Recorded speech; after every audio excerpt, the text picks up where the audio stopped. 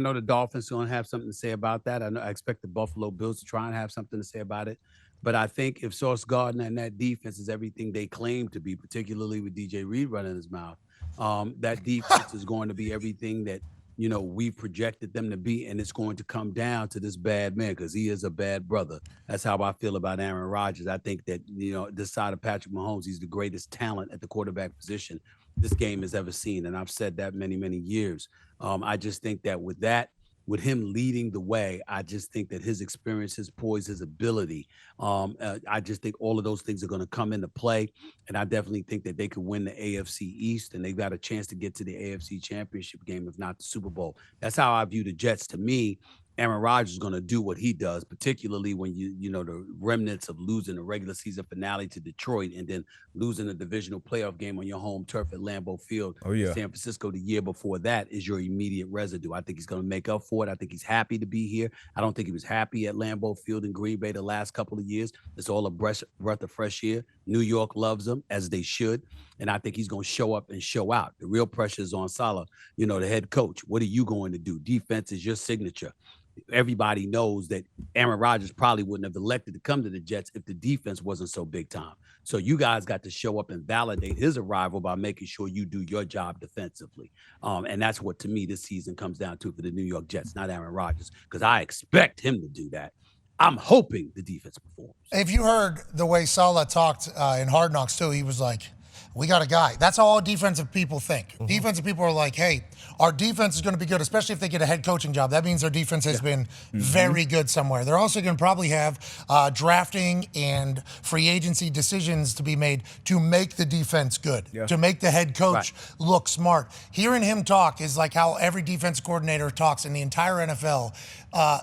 We got a guy. Mm-hmm. If they don't have a guy, they're telling everybody, hey, our quarterback sucks. So we're going to have to. And on the complete flip side, they're like, hey, we're going to be in every game. We're going to do it. Buffalo Bills are a good team, though, Stephen. The Buffalo Bills, they're a damn good team. Great football team. They're That's a tough team, start. But getting back to Saleh for a second, here's where I think it gets dicey for him. Because your defense was big last year. And the fact of the matter is that the Jets went out, Douglas went out and got you everything that you needed. And so now it's on you. You're not some offensive coordinator who got the head coaching job.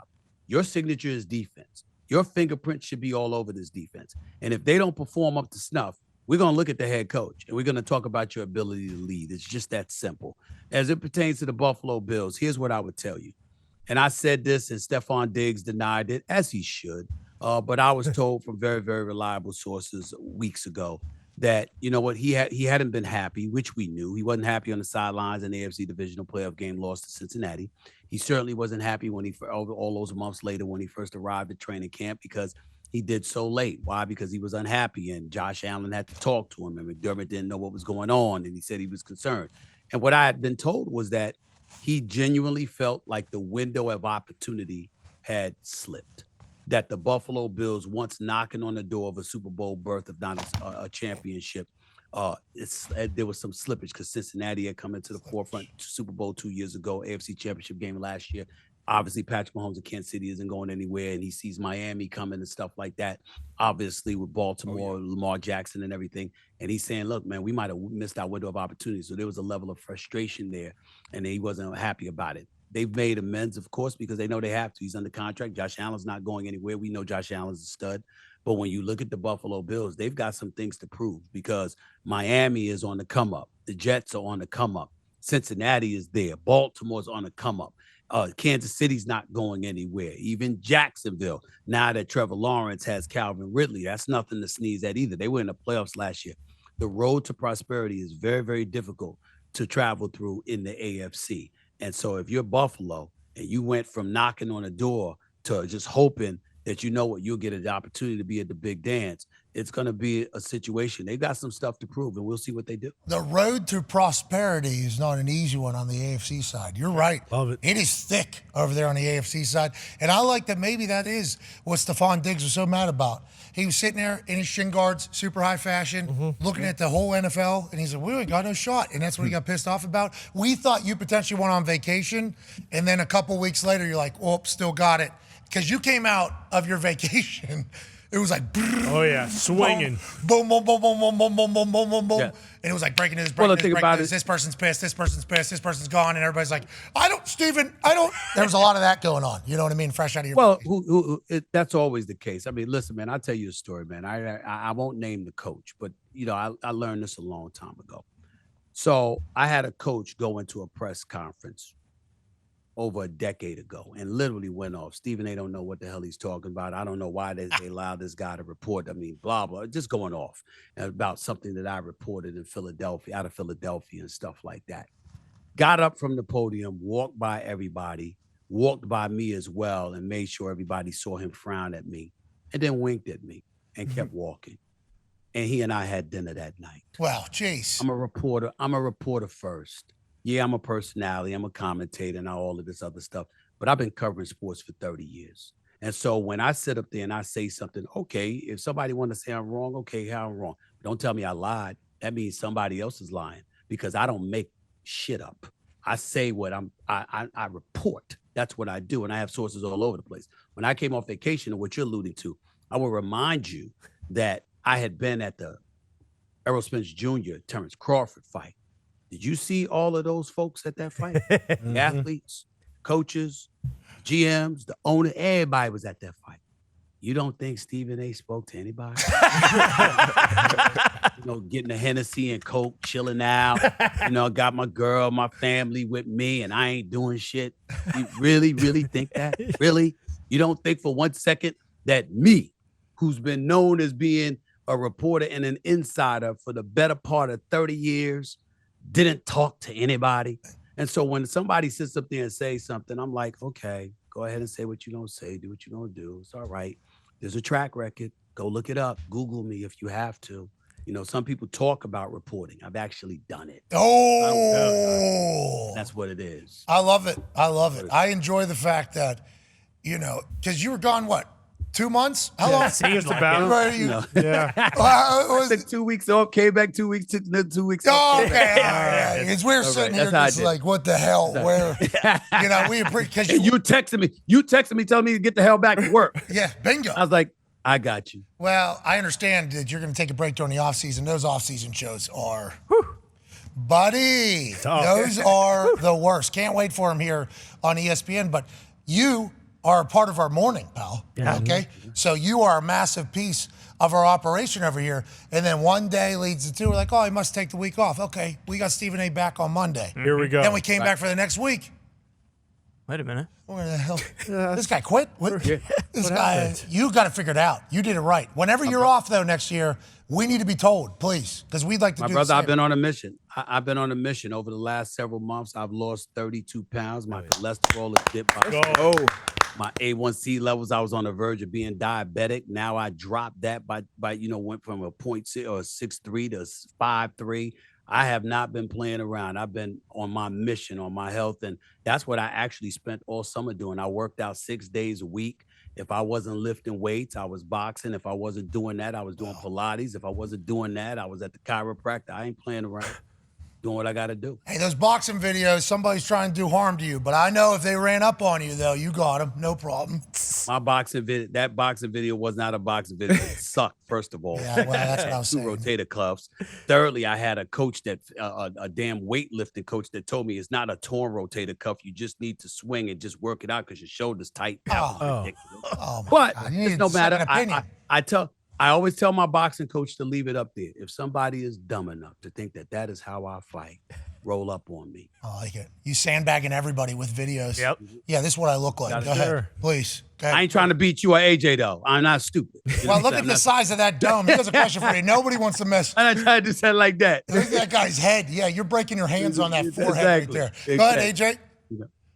Oh, I know. I don't want to get away from all this boxing talk, which that's a nice little idea of you. Put that out there and let someone walk up on you. But I wanted to get to the Packers quick and Jordan Love.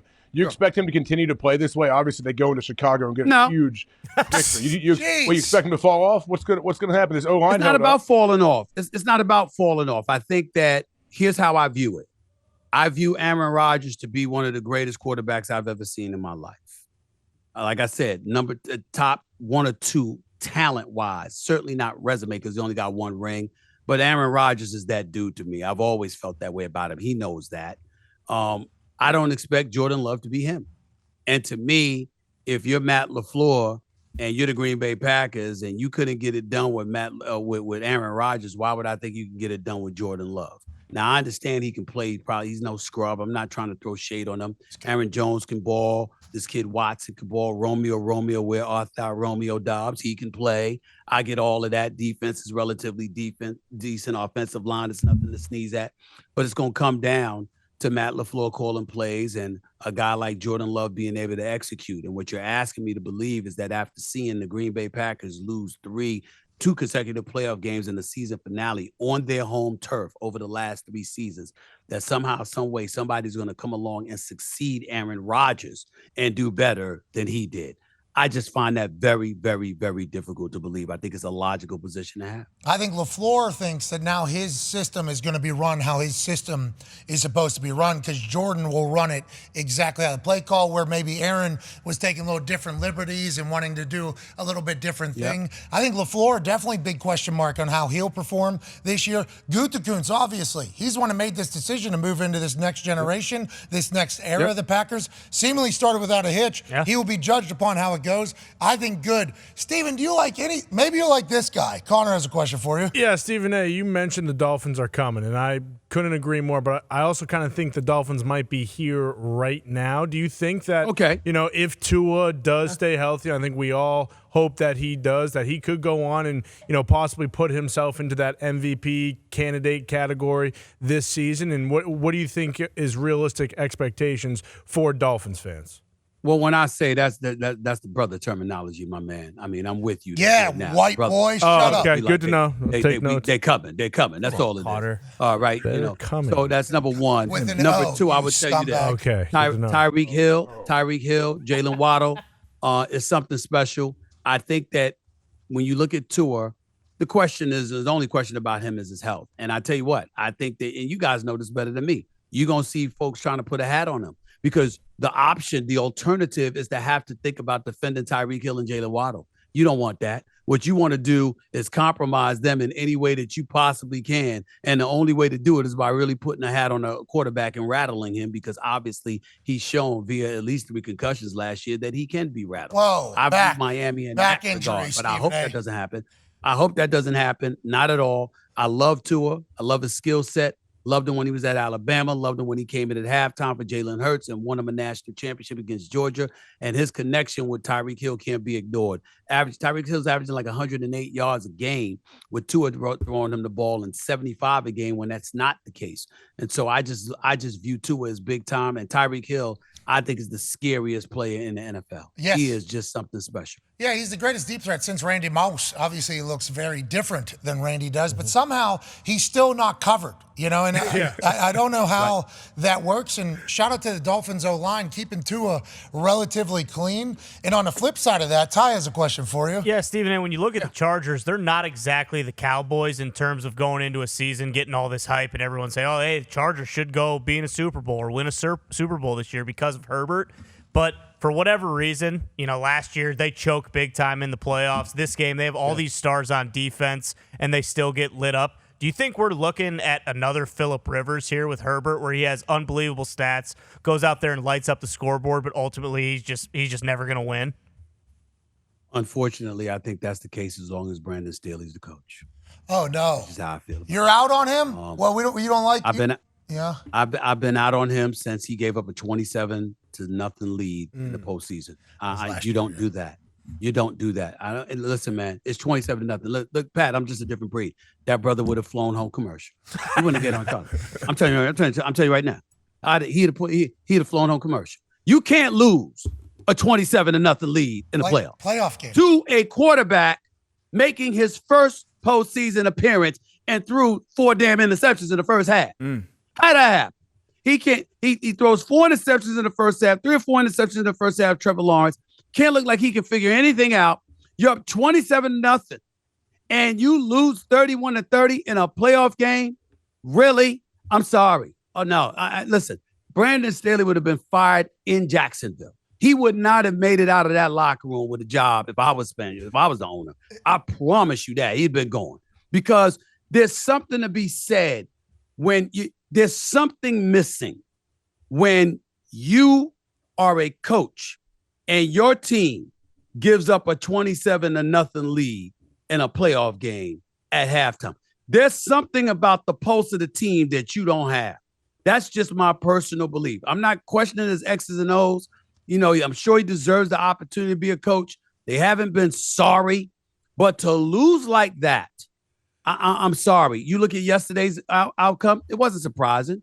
You knew that they had the ball with enough time and they were going to make something happen. And somehow, some way, the Chargers wasn't going to. And 9 times out of 10, you're thinking about that because Brandon Staley is the coach. It's not because Justin Herbert is the quarterback. The 27-0 thing was just, if you really start looking into a lot of stuff that Staley has done, it can get it can get really deep, but a lot of things come in like, but it's an entertaining brand of football and he's trying to do his thing. It's like Herbert is going to be judged on how all of these games go, and he seems to show up every single time. Jeff Saturday lost after a 33-0 lead. So Staley's saying it can get worse. Yes. But Saturday got fired. He did. You know what I mean? Yeah, Staley has still been handed the keys for a weapon that is incredible. And the team that they lost 27 after having a 27, we got to see them yesterday. They're good, Stephen A. Jacksonville is good all of a sudden, I think. Yeah, Stephen A. And you brought up this guy. Trevor Lawrence. Yeah, you brought up this guy's name earlier. I think people forgot that Calvin Ridley is that dude, and he's going to help that team go far this year, I think. Absolutely. I think that 1-2 punch of Lawrence to Ridley, I think that's something that can't be ignored. And again, we saw Trevor Lawrence coming. He's the number 1 overall pick. We know that. We know what we expected to bring him to bring to the table. Nobody has a snowball's chance in hell of getting a hair endorsement than him. Nobody will beat him with hair endorsements. Palomalo's retired. He's any hair commercials Trevor Lawrence is going to own. But on top of it all, he goes out on the field and he shows that he's worth it. And now he's being coached by a guy at Peterson who knows a thing or two about winning because he won a Super Bowl with Philadelphia and knows a thing or two about coaching quarterbacks. He won it with Nick Foles, for crying out loud. So I look at it from that perspective and I just say, you got the coaching, you got the quarterback, you got a star receiver. It starts there. And the Jacksonville Jaguars have it. Yeah, they certainly do. And, we were watching this all unfold and there were some plays that Trevor Lawrence made where you're like, oh, yeah. That's a guy that last year everybody started saying he's going to be one of the next ones because his first year didn't have an NFL coach. And then last year with Doug Peterson getting involved, he took off and obviously wins a playoff game. My big question is, Peterson's not calling the plays anymore, right? Who's calling the plays over there? Gumpy, do we remember? Bryce Taylor? I forget his name, but it's their OC. He took it over this year. I don't know why. We learned that literally yesterday morning before the game started, and we thought we were going to be in a great spot. Bryce Taylor, yeah. He's got it figured out, too. They beat up the Colts. It was fun to watch. Trevor Lawrence is going to grow. How do you feel about tonight? Who do you got winning? I got the Jets winning this game. I think the crowd is going to be bananas. I think that the Jets are going to be very prepared because they watched the Giants stink up the state of New Jersey last night and New York and the New York Broadway, and they don't want that to happen. So I think they'll be ready for this matchup. They'll be hyped. And I think the Buffalo Bills, it'll be a competitive matchup, make no mistake about it. But I see Aaron Rodgers coming through in a very, very big way. I think it's a nail biter. I think it comes down to the wire, and I think Aaron Rodgers closes the deal. I'm predicting something along the lines of 27-24. Oh, Jets. What a game that would be, because the Giants tried to ruin the 2023 NFL season with the first big primetime game just being an absolute dud. Yeah. That was bullshit. Right. So hopefully the Jets will pick 40 it up. to nothing. Yeah, that's bad, bro. That was bad. Yeah. First Well, I've been saying all year, they got Saquon Barkley in the bag of chips on offense. That's what I said about him. And sure enough, Daniel Jones, that's what he ended up looking like. It's just the truth. Somebody's got to say it, man. And listen, as football players, you guys get to dissect and analyze things in a very, very astute way, and nobody can refute that. And I know in all seriousness, it goes far, far deeper than that. And for somebody that never played the game of football to be talking like that, it can rub folks the wrong way. But I speak on behalf of the people. And so what happens is that when you're out in the street and you talking and you watching, at the end of the day, all of those nuances are not what people care about. They care about results. And at the end of the day, when you sign 4 years for $160 million, when you get a $40 million a year deal, all right, and then you just play like hot garbage, all right? You collectively, as a team, that goes a long way towards the quarterback because we did ask ourselves, was Daniel Jones worth this? Now, it's going against an elite